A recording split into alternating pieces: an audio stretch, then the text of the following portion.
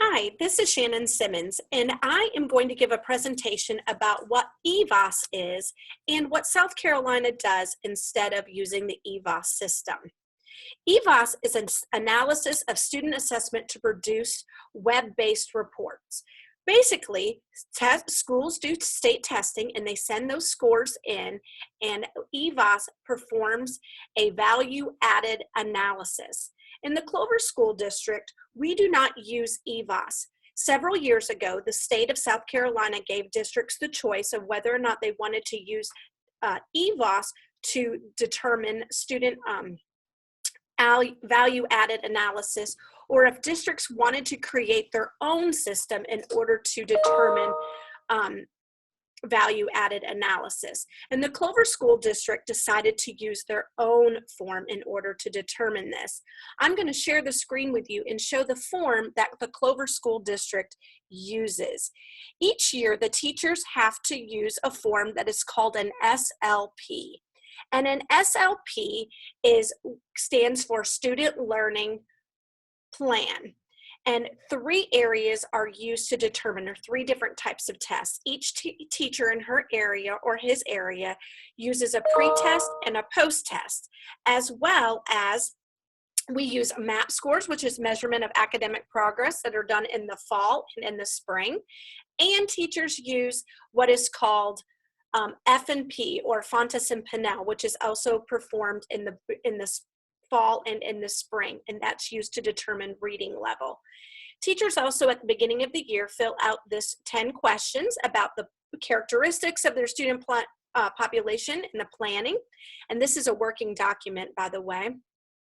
They answer and they give the baseline and implications for their instruction.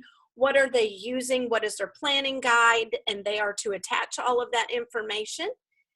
The profile of a South Carolina graduate.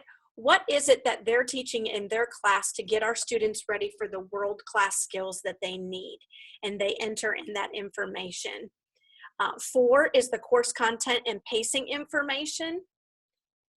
The classroom management, what are their rules? What are they looking for in a classroom? And as you will see that these are all aligned to the characteristics of a 21st century learner that we have been talking about previously in this class as well as the course summative of assessment.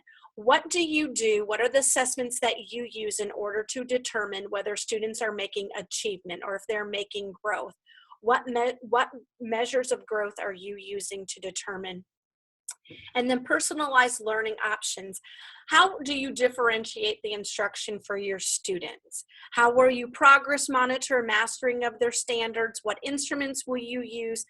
What will you do if students are not showing adequate growth in order for them to make growth? And how does your matching strategies match the individual needs of your students? Then we look at part A with 8, which is instruction. What kind of assessments do you use to determine student growth? That is where you would put in those pre-assessments and those post-assessments that are given to students, and how are they administered and scored. We also look at a personal reflection. What do you as a teacher see are your strengths? What are things that you find challenging, and what kind of professional development do you need in order for you to overcome those challenges professionally? And then the last part here looks at your professional goal. What are some of the workshops, graduate classes, conferences, district opportunities that you want to attend in order for you to meet your professional goal?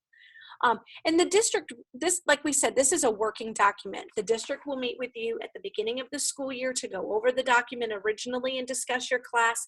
Then we have what's called a mid-year conference in December.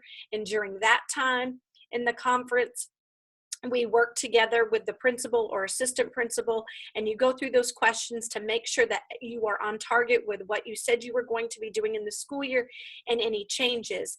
And then at the end of the year, come the end of April, you will meet with your principal or your assistant principal again, and you will have your end year conference.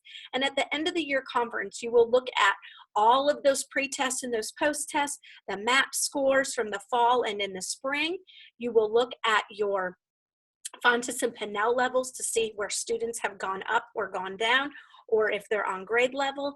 And based on all of that, that data is placed into a data form created by a guy in our district named Dan Beasley, who we call him Dan the Data Guy.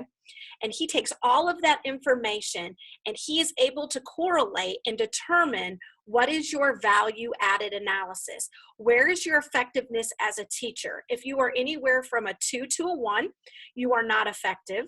Anything above a 2 to 3 is effective, and 3 to 4 is highly effective.